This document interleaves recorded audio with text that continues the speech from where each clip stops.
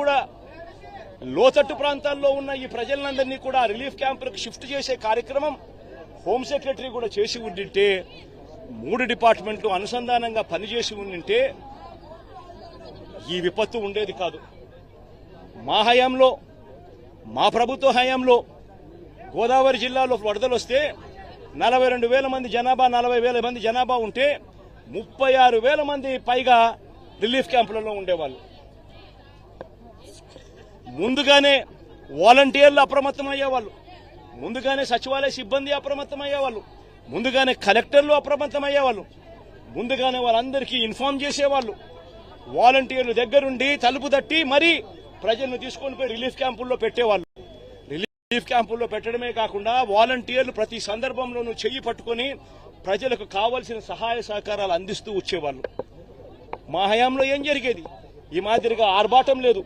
చంద్రబాబు నాయుడు మాదిరిగా ఈ మాదిరిగా ఇళ్లలోకి నీళ్లు దూరాయి కాబట్టి, ఇళ్లలో నీళ్లు వచ్చాయి కాబట్టి పబ్లిసిటీ అని చెప్తూ కలెక్టర్ కార్యాలయంలో నేను మాడుకుంటున్నాను, రాత్రి 2 గంటలకు ప్రెస్ మీటు, రాత్రి 3 గంటలకు ప్రెస్ మీట్, ఎందుకంటే నిద్ర రాదు కాబట్టి ప్రెస్ మీటు అని చెప్పి ఇట్లాంటివి ఉండేటివి కాదు. కలెక్టర్లకు క్లియర్ కట్ గా మెసేజ్ పోయేది, వారం రోజులు మీకు టైం ఇస్తా ఉన్నా, వారం రోజుల తర్వాత మేము వస్తాము, వారం రోజుల తర్వాత స్వయంగా నేనే ముఖ్యమంత్రి హోదాలో నేను వస్తాను.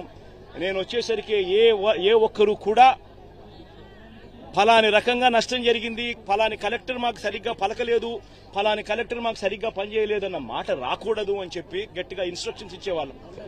నేను చెప్పిన తర్వాత కలెక్టర్లకు కావాల్సిన సహాయ సహకారాలు అందిస్తూ వెంటనే TR-27 కింద కలెక్టర్ అకౌంట్లలోకి డబ్బులు పడిపోయేటి. కలెక్టర్లకు డబ్బులు ఇచ్చేవాళ్ళం, ఎంపవర్ చేసేవాళ్ళం, ఆర్గనైజ్డ్ గా ముందుకు వెళ్లిపోమని సంకేతం ఇచ్చేవాళ్ళం. వెంటనే కలెక్టర్ యాక్టివేట్ అయ్యేవాడు, వాలంటీర్లను యాక్టివేట్ చేసేవాడు, సచివాలయ సిబ్బంది యాక్టివేట్ అయ్యేది. వెంటనే ఒక వ్యవస్థ అంతా కూడా మొత్తం కూడా అడుగులు ముందుకు వేస్తూ కదులుతూ వచ్చి ప్రతి బాధితుడికి కూడా తోడుగా ఉంటూ వాళ్ళందరినీ రిలీఫ్ క్యాంపుల్లోకి తీసుకుపోవడం, వాళ్ళందరినీ బాగా చూసుకోవడం, ఆ తర్వాత బాగా చూసుకోవడమే కాకుండా మొట్టమొదటిసారిగా మా ప్రభుత్వంలో వాళ్ళను ఊరికనే ఇంటికి కూడా పంపించుకోకుండా వెళ్లేటప్పుడు మళ్ళీ డబ్బులు కూడా 2,000 రూపాయలు డబ్బులు కూడా చేతికిచ్చి కూడా పంపించిన పరిస్థితులు కూడా మా ప్రభుత్వంలో మాత్రమే గతంలో జరిగి ఉండేది. ఒకసారి గమనించమని అడుగుతా ఉన్నా, అప్పట్లో జరిగిన పరిస్థితులు ఏమిటి, అప్పట్లో ఏ రకంగా మేనేజ్మెంట్ జరిగింది, ఇప్పుడు ఏ రకంగా మేనేజ్మెంట్ జరుగుతా ఉంది అనేది గమనించమని అడుగుతా ఉన్నా. ఒకసారి కృష్ణలంక వెళ్లి అక్కడ ఒకసారి ఆ గోడ మీద నిలబడి ఒకసారి చూస్తే మీ అందరికీ ఆశ్చర్యం కలిగించే పరిస్థితి వస్తుంది. ఆ గోడ చూస్తే నేను మొన్న వచ్చేటప్పుడు ఆ గోడ మీద ఆ బ్రిడ్జ్ మీద నుంచి వచ్చేటప్పుడు కృష్ణలంక ప్రాంతం అంతా వాళ్ళంతా ప్రజలందరూ వచ్చి కూడా నన్ను ఆపి కేవలం థ్యాంక్ యూ చెప్పడానికి ఆపారు. ఆ ఒక్క గోడ, ఈ కృష్ణలంకకి ఇరువైపున ఉన్న ఈ ఒక్క గోడ దాదాపుగా 500 కోట్ల రూపాయలు ఖర్చు చేసి మన ప్రభుత్వంలో మనం కట్టినందువలన ఈరోజు దాదాపుగా అక్కడ ఉన్న దాదాపుగా మరో 3 లక్షల మంది ఈరోజు దాదాపుగా అందరూ కూడా సేఫ్ గా ఈరోజు పడుకోగలుగుతా ఉన్నారు. నిజంగా నా గోడే గన లేకపోయిందంటే అసలు ఇంకా ఎంత దారుణంగా పరిస్థితులు ఉండేదో అర్థం చేసుకునేదానికి కూడా ఆశ్చర్యం కనిపించే విధంగా ఉండేది. ఈరోజు 32 మంది చనిపోయినారు. ఇప్పటికే పేర్లతో సహా ఈరోజు సాక్షి దినపత్రికల్లో ఇప్పుడు పేర్లతో సహా కూడా రాశారు, ఫలానివాడు అని. ఆ 32 మంది కన్నా కూడా ఇంకా ఎక్కువగా ఇంకా చనిపోయిన వాళ్ళు ఇంకా తేలే పరిస్థితి కూడా కనిపిస్తా ఉంది. మరి 32 మంది చావుకు కారణం ఎవరు?